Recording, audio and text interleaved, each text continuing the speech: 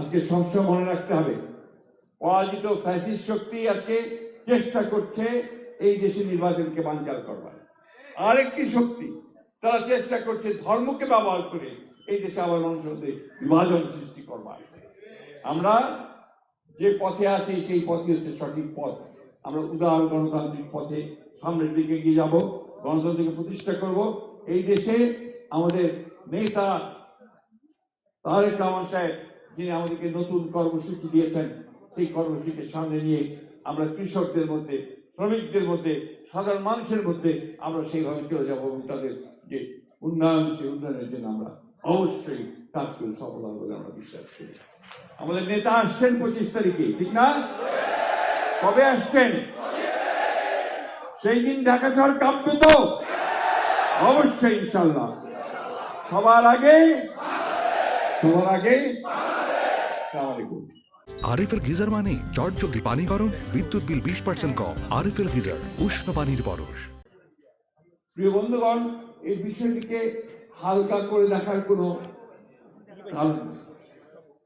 বারবার এই চক্রান্ত ষড়যন্ত্র হয়েছে, বারবার এই দেশের মানুষের উপরে আঘাত এসেছে এবং তাদেরকে যেন তারা মেধার ভিত্তিতে জেগে উঠতে না পারে, যেন তারা জ্ঞানে বিজ্ঞানে উপরে উঠতে না পারে, শিক্ষায় দীক্ষায় জাতিকে সামনের দিকে এগিয়ে নিতে না পারে, সেই চেষ্টাটা তখন করা। এবং দুর্ভাগ্যক্রমে বিগত 15-16 বছরে আওয়ামী লীগ শাসন আমলে একই ঘটনা ঘটেছে ভিন্ন অঙ্গিকে। আমাদের শিক্ষা ব্যবস্থা অত্যন্ত দুর্বল হয়ে গেছে, আমাদের স্বাস্থ্য ব্যবস্থা দুর্বল হয়েছে। এইগুলো আমরা আমাদের অর্থনৈতিক ব্যবস্থাকে ক্ষতিগ্রস্ত করে আমরা সবসময় এই চক্রান্ত ষড়যন্ত্র আমাদের এই জাতির বিরুদ্ধে দেখছি।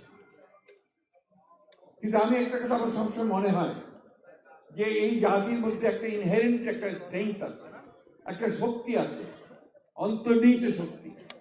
যে শক্তি হচ্ছে জেগে ওঠার শক্তি। শত অত্যাচার, নির্যাতন, নিপীড়ন, হত্যা, যুদ্ধ কোনো কিছু এই জাতিকে কিন্তু দাবিয়ে রাখতে পারে না, তাকে বসে রাখতে পারে। আজকে তার প্রমাণ আমরা দিয়েছি যে বিগত 54 বছরে বারবার আমাদের গণতন্ত্রকে ধ্বংস করা হয়েছে, বারবার আমাদের সম্ভাবনাগুলোকে ধ্বংস করা হয়েছে। তারপরেও এই জাতি তার জনগণের মধ্যে দিয়ে, তার তরুণদেরকে, যুবকদেরকে সঙ্গে নিয়ে জনগণ বারবার রুখে দাঁড়িয়েছে এবং জয় লাভ করেছে। আমি সেই জন্যই কখনোই আশা হারাই না, আমি নিরাশাবাদী হতে পারি না, আমি সবসময় অত্যন্ত আশাবাদী। আজকে একটা এত বড় একটা আফসার হয়েছে, একটা ছাত্র জনতার অভ্যুত্থান হয়েছে।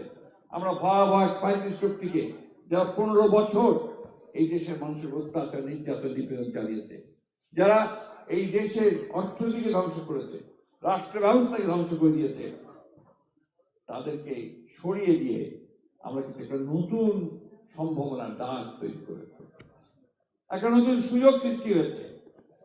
আমরা জানি যে এর মধ্যে অনেক সমস্যা হচ্ছে, যা অন্তর্বর্তীকালীন সরকার আছেন তাদের অভিজ্ঞতার অভাব বিভিন্ন কারণে ঠিক যেভাবে আমরা আশা করেছিলাম সেইভাবে কিন্তু পাওয়া যায় না। কিন্তু আমরা অনেকগুলো কাজও হয়েছে।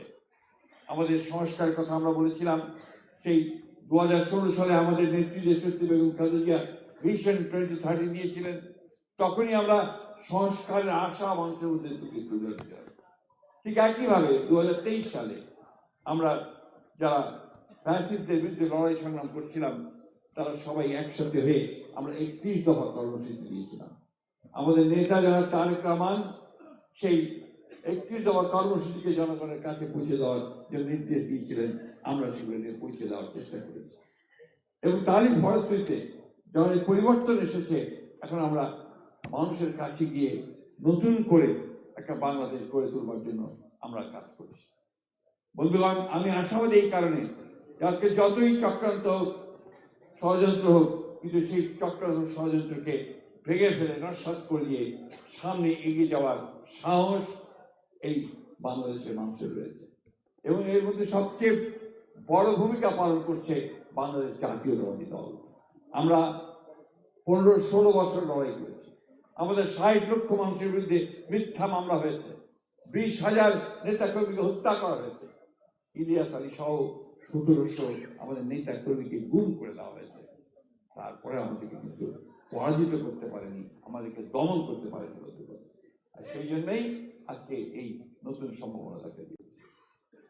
আজকে নির্বাচন যখন তফসিল ঘোষণা হলো, তখনই আপনার হত্যা করার চেষ্টা করা হলো হাদিকে, একজন সৈনিক যে এই ফ্যাসিস্টের বিরুদ্ধে রুখে দাঁড়িয়েছিল সেই সৈনিককে। একটা ভয় আবার শুরু করতে চেয়েছে, যে ভয় 15 বছর আওয়ামী লীগ দেখিয়েছে, ভয় দেখিয়ে গিয়ে শাসন করার চেষ্টা করেছে, ত্রাস সৃষ্টি করেছে। আবার সেই ভয় দেখিয়েছে এইসব আমাদের গণতন্ত্রের যে সৈনিক, তাদেরকে তারা ভয় দেখিয়ে স্তব্ধ করে দিতে চায়। ইতিহাস বলে যে সেই ভয়ে বিএনপি কখনো দমে যায় না। যায়? আমরা কি দমে যাব? বন্ধুগণ, আজকে সমস্ত চক্রান্তকে, সমস্ত ষড়যন্ত্রকে নস্যাৎ করে দিয়ে এই যে যুদ্ধ আমরা নতুন শুরু করেছি, এই যে সংগ্রাম শুরু করেছি, যে নির্বাচনের মধ্য দিয়ে আমরা আমাদের যে স্বপ্ন, তারেক রহমান সাহেবের যে স্বপ্ন, আমাদের নেত্রী বেগম খালেদা জিয়ার যে স্বপ্ন, আমাদের প্রতিষ্ঠাতা শহীদ জিয়ার আমাদের স্বপ্ন, সত্যিকার অর্থেই একটি সুখী সমৃদ্ধ গণতান্ত্রিক বাংলাদেশ গড়ে তুলবার সেই স্বপ্নকে আমরা অবশ্যই বাস্তবায়িত করবো ইনশাআল্লাহ। সেই শপথ আমরা নিয়েছি।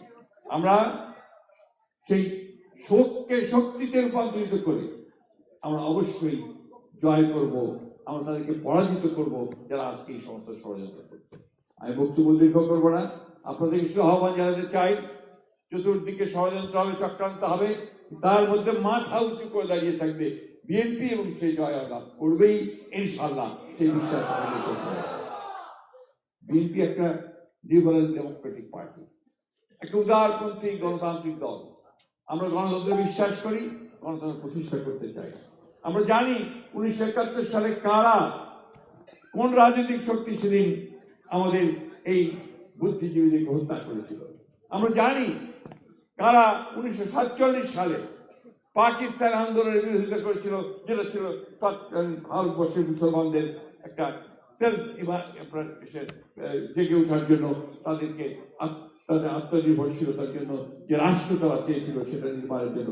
আমরা এও জানি আজকে আবার কারা নতুন করে এই নির্বাচনের সময় এই ষড়যন্ত্র করে নির্বাচনকে নস্যাৎ করতে চায়। আমরা তাদেরকে চিনি। বন্ধুগণ,